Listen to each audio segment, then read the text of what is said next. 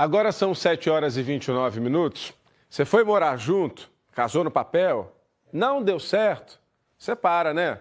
Mas nem sempre é assim tão simples. Divórcio costuma dar um problema e parar na justiça. Hoje tem mutirão na Defensoria Pública do Estado no Recife para dar conta da quantidade de casos relacionados a divórcio. A gente vai saber mais ao vivo agora junto com o Bruno Grubert. Ô Bruno, por que é tão importante oficializar esse divórcio, colocar no papel essa separação?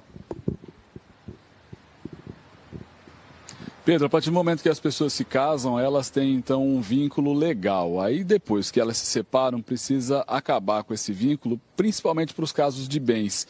Vai que a pessoa compra uma casa, compra um carro e tem um regime de separação ou comunhão de bens que está registrado lá no casamento. Aí, na hora de se desfazer desse bem, pode dar um problema. Então, é melhor deixar tudo legalizado, seja o casamento ou seja a separação, no caso do divórcio, para evitar esses problemas no futuro. A gente veio aqui para a Defensoria Pública, no bairro da Boa Vista, para conversar com a doutora Giovana, ela é defensora e está coordenando esse trabalho do mutirão aqui hoje. Doutora, para quem é esse atendimento hoje, aqui nesse mutirão, que vai tratar, entre outros assuntos, do divórcio também? Bom dia. Bom dia. O atendimento é realizado nos nossos núcleos de bairro, né? E no mutirão a gente faz uma antecipação desses atendimentos que já estão agendados, né? Então são pessoas que foram previamente agendadas e que vêm para a gente dar início a esse processo, ou de divórcio ou de alimentos. Se a pessoa ainda não tem uma consulta ou uma audiência agendada, ela pode vir mesmo assim para cá ou ligar para ter outras informações? Pode, ela pode vir para receber a orientação jurídica, né, da documentação que precisa, né, e se ela realmente é um assistido da Defensoria Pública, né, que é um público que a gente atende, que são pessoas que recebem em média até 3, 4 salários mínimos, mas nós sempre observamos o caso prático. Ou, se a pessoa não quiser vir até aqui, também ela pode receber esse atendimento pelo nosso telefone. Vamos lá, doutora, sempre que a gente fala desses assuntos, a gente recebe muitas perguntas. Vamos começar aqui, tentar responder o máximo que a gente puder. O Fernando disse que ele é casado, está separado há mais de 20 anos, não tem bens nem filhos menores, mas ainda não fez o divórcio. Como é que ele faz para se separar oficialmente? Para se separar oficialmente, se ele tiver condição financeira, ele pode procurar um cartório para fazer o divórcio extrajudicial. Se não tiver, né, o cartório ele não dá essa gratuidade, ele liga para a Defensoria Pública, se for capital, ou se for interior metropolitano, ele se dirige até lá e faz o seu agendamento para entrar com o divórcio. Uma pessoa que não quis se identificar disse que a ex dele deu entrada no divórcio e no dia da audiência ela não foi, o processo foi arquivado. Só que o problema é que ele é do interior do estado. O que ele deve fazer? Ele comparece, né, até ao fórum, até a vara desse fórum, procura pelo defensor público, se ele for um assistido, ou no núcleo da defensoria, para pedir o desarquivamento e que esse processo continue. E se esse processo, se ele tiver esse interesse de continuar, ou ele pode também dar entrada num novo processo. A Eliane Figueiredo de Araújo diz, ela quer se separar, mas não tem os documentos, nem a certidão original de casamento. Tem como ela se separar? Ela deve ter perdido, né? Tem sim, ela pode comparecer a um dos núcleos da Defensoria para receber um ofício, para receber essa certidão de casamento gratuitamente no cartório onde ela casou, para que assim ela possa dar entrada no divórcio. Agora tem a ver com bens, doutora. Aí chega na parte mais complicada dessa história do divórcio e da separação. O Cleiton está no meio de uma separação, só que ele diz, nós não somos casados no papel, apenas moramos juntos há 10 anos. Temos 4 filhas. A dúvida é que ele tem uma casa que foi adquirida antes deles morarem juntos. Qual é o direito da outra pessoa sobre essa casa?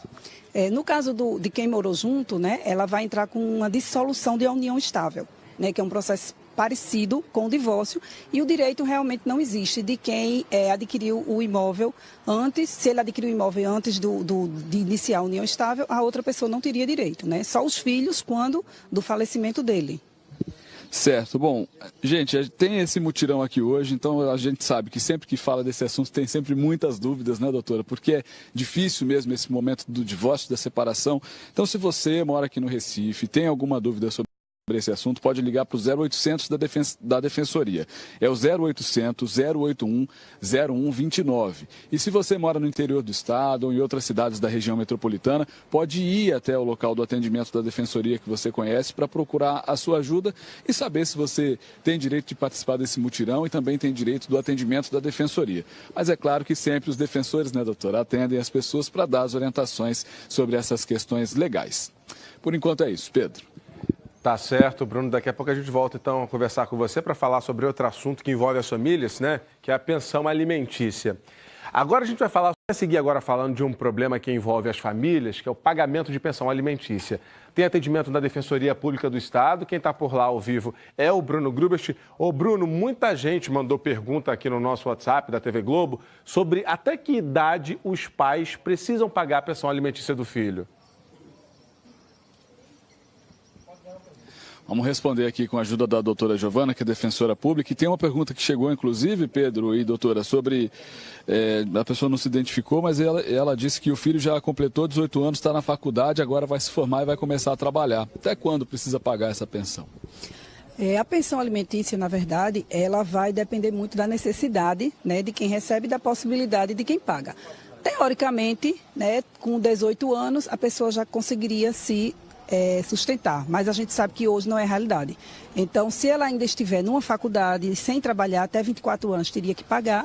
E, em qualquer caso, ele tem que entrar na justiça pedindo ao juiz que o exonere, para que o juiz analise o caso concreto. Não pode simplesmente deixar de pagar depois que o menino faz 18 anos. Exatamente, ele não pode deixar de pagar simplesmente. Alguém perguntou, não se identificou também, qual é a porcentagem que realmente deve ser da pensão alimentícia? A porcentagem do salário provavelmente deve ser.